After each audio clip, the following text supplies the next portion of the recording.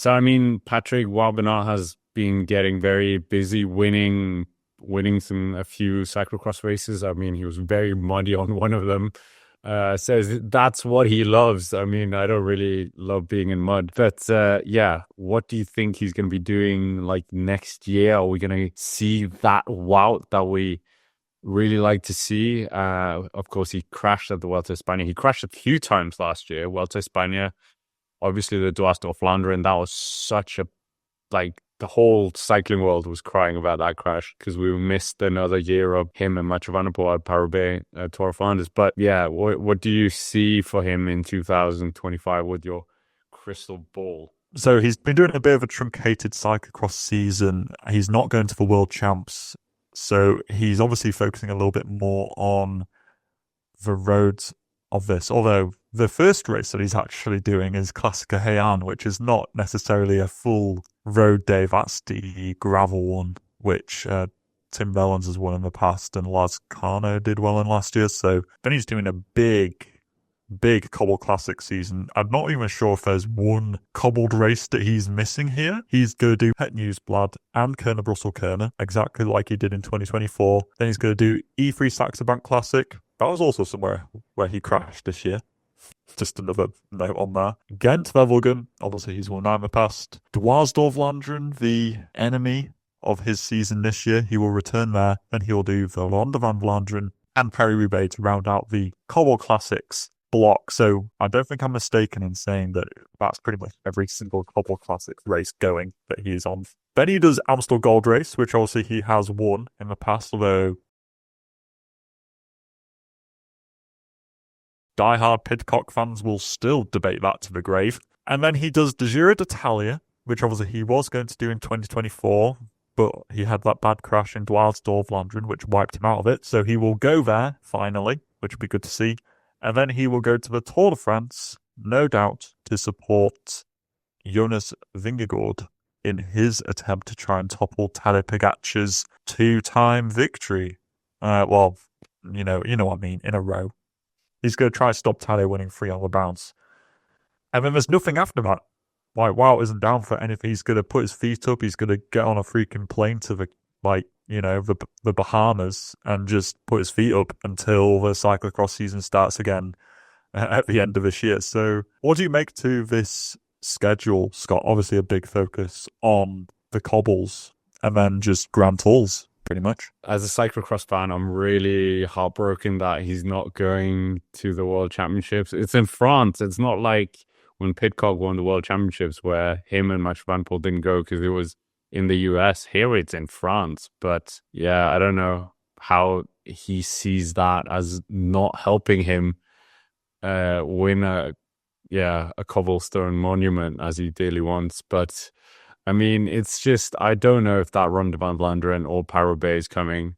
I think in our predictions, you put Wout for Paris-Roubaix. Yeah, so you have to explain yourself. Hear me out, people. This is an absolute last chance saloon for Wout van Aert. All right, he is skipping the World Champs cyclocross in order to have the absolute optimal preparation for the Cobble Classics. Therefore, if Wout van Aert has a smooth run in and everything goes perfectly and he just doesn't win the Tour of Flanders or Paris-Roubaix, then he just won't ever. This is it. It is now or never, I think, this season for Wout van Aert. And if he goes and wins one of them, maybe we'll look back and we'll be like, him skipping the World Champs cyclocross. What a stroke of genius. What an absolute gigabrain Wout van Aert we have on our hands here.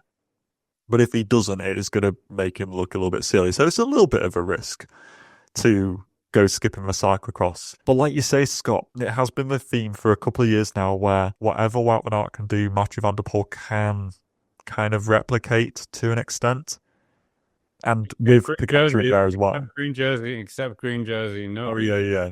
I know Tour de France stage wins, except one. Yeah, that's very true. Okay, I'll caveat that. Put an asterisk. He can do pretty much anything. He can do anything Wout van Aert can do in the Cobble Classics. And better. And this is also not adding into account that Pogacar is also doing most of these Cobble Classics apart from Dwars-Dovlanderen, Omloop, and Kuurne-Brussel-Kuurne, and Roubaix. That's it. I say only. There's like 4 of them. But the point is, Wout's going to come up against competition in the form of either Van der Poel, Pogačar, or both of them in these big races. And it's just, I'm not fully convinced if he's going to be able to do it. But if there is going to be a year where Wout's going to really pull out all the stops and give it a good crack, it's going to be this one. But how do you feel about his chances? As a Mathieu van der Poel fan, I think he has no chance. Mathieu van der Poel is going to wipe the floor with everyone. No, I think losing Tratnik as well, losing the Mick and Tim van Dijken, I'm not quite sure. Like, I really don't know. Do you think Kampenaerts, is he going to be, like, who's the component here that's going to be helping Wout? I think back to the 2023 edition, I think Wout was coming in with quite good form into the cobble season, and he very quickly got distanced by Tadej Pogačar and Mathieu van der Poel when they put the gas on. So it's just, I don't know if Wout has that top level, that big, like the big stage energy that Mathieu van der Poel so thrives on. Right, he gets so close, doesn't he? Yeah, for sure. He's the most consistent rider, I think. It hurts, actually. Yeah, sure. I want to see him win the Tour of Flanders. Same. I want him to see it, no matter how much people in the comments may believe that we just hate Wout van Aert with all of our guts. We don't. I would like Wout to do well. It's just that there's just something about it. As in a one-day race, mano a mano, I'd rather say that Van der Poel is going to do better. And there's just something about it you can tell with Wout as well, when he starts to suffer and he starts, like, his shoulders start rocking and his head starts bobbing a little bit. You saw it in the Olympics this year, where his job was literally to mark Van der Poel because Remco was up the road, and Wout was still struggling on that climb up to the Sacré-Cœur to hold the wheel of Van der Poel, even though his job was literally just sit on his wheel and just sit in the draft. Like, even in the draft, he struggles sometimes, and that's what doesn't fill me with lots of confidence for the Cobble Classics. But God, I hope he does. I just hope he is competitive. I would love to see him right there, side by side with those two, and really take it to them. I mean, he did beat them in E3 in 2023, when all 3 of them were there. So obviously he is capable on a slightly shorter parcours. But yeah, can he do it on Flanders? Can he do it in Roubaix? I mean, arguably you could say he might have done it in Roubaix if he hadn't had that puncture back in 2023. So you gotta try and just have some hope.